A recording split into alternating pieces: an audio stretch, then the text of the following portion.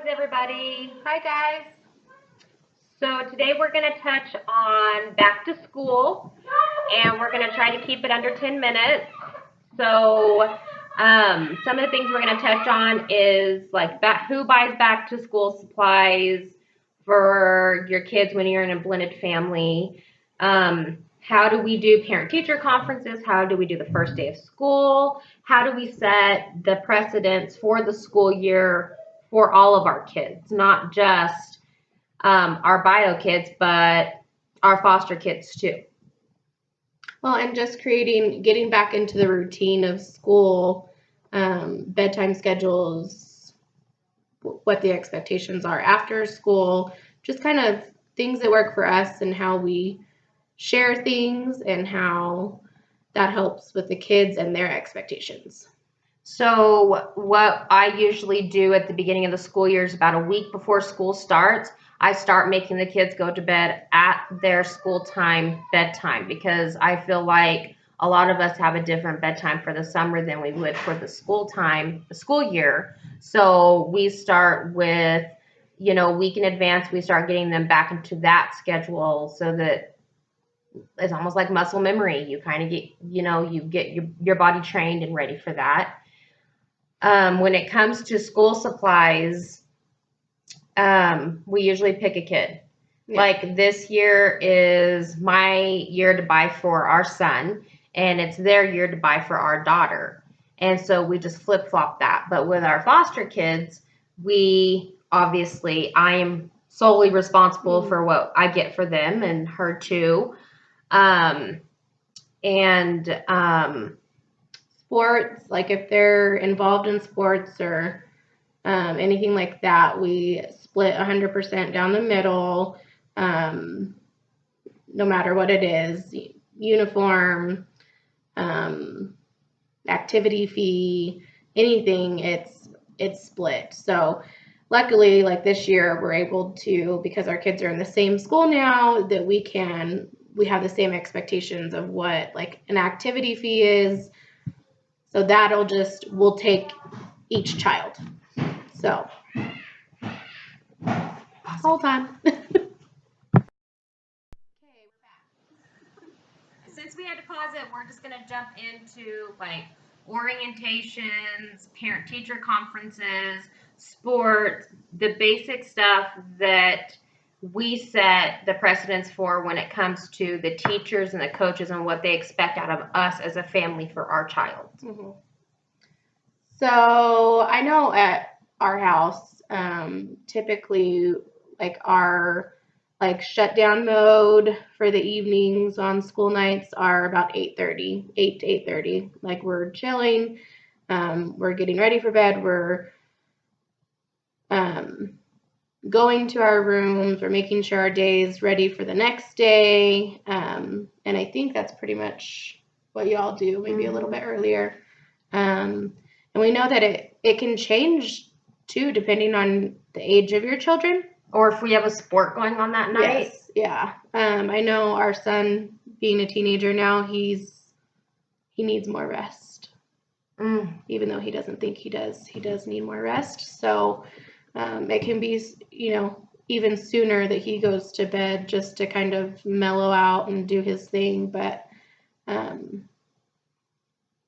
that's what we try to do with like bedtimes. So we'll start doing that about a week before school in our house.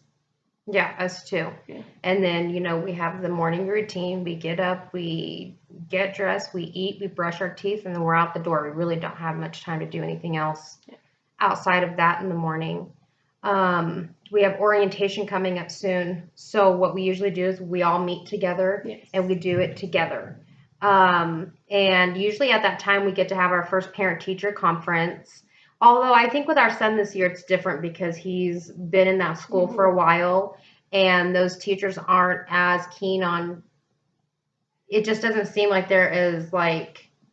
They count on the kids more than they count on the parents at this point. So with our daughter, we'll for sure, touch base with all of her teachers.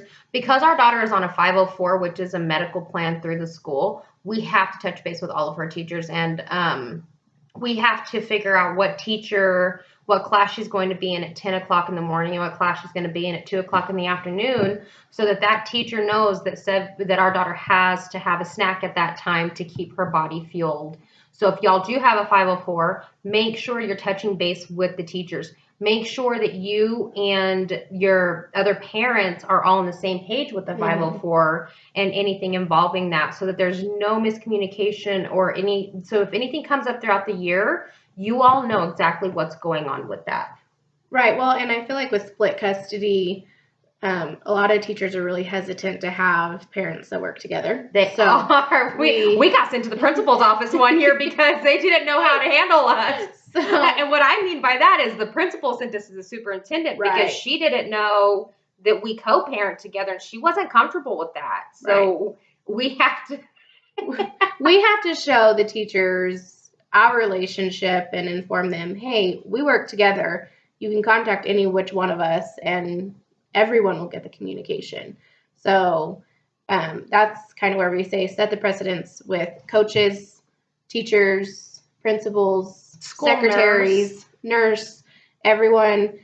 And we live in a small town, so pretty much everyone knows that we do work together really well. So it's getting easier the further we go along. So, but yeah, we will do orientation because our daughter doesn't know the school grounds like our son does, but luckily she'll have his help if she needs something when we're not there. Yeah. So, and it's important that throughout the school year that you make sure you're holding your kids accountable at both homes. The same, with schoolwork, we expect our kids to have certain grades all year round, and if they don't, then they do have consequences at both homes. We don't just do, okay, you're with me, you don't have consequences this week, or you're with them, you don't have consequences this week. You've got to be consistent together about your expectations set for your kids for school, so that the kids know that they can't pitch all against each other.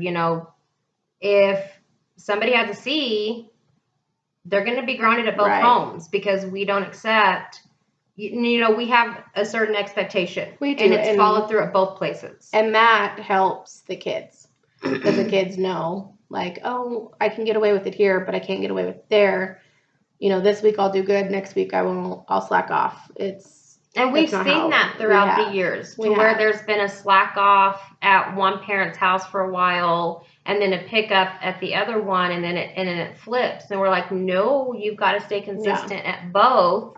Because not to mention, it truly how it makes us feel is that we're not doing our job whenever there's a slack off at one of our houses. Right. And then we're worried about what the other parent is thinking, like, God, they're going to think that I'm not holding them accountable and making them do their stuff. Well, like, I personally feel like it's a reflection on me, just even with the teachers. I take it personal. If our kids are not doing what they're supposed to in school, I feel like the teachers look at us and go, what's going on, when we're holding them very accountable and we have high expectations. We're lenient, but we do have high expectations.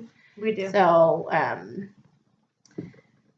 I feel like we do well with that. Yeah. We stay consistent with the kids throughout the school year. We don't slack on school. School is first, sports comes second.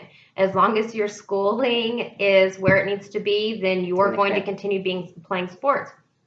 Luckily at our school, if they're not making the grades, then the coaches are like, you're not playing until you make it up, which we appreciate because that's a backup. Right. That we back them up, they back us up, and I appreciate that.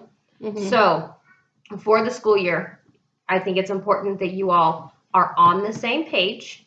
Okay. Keep the communication wide open. Yes, because you don't want any miscommunication with the school. No. You don't want to basically put the school in the middle of your stuff. If you're having miscommunication, you need to figure it out before you take it to the school. They deal with enough. They do. They don't need to have to deal with our miscommunication or whatever is going on. And a lot of the families are co-parenting in the schools, and so set an example. And it starts in the home. Yes. So make sure y'all are keeping it in the home, and then that way it carries over to the school year, and hopefully you can have a smooth school year. We don't expect it to be perfect, No. But the more communication you have with each other, the better it's going to be. Yeah.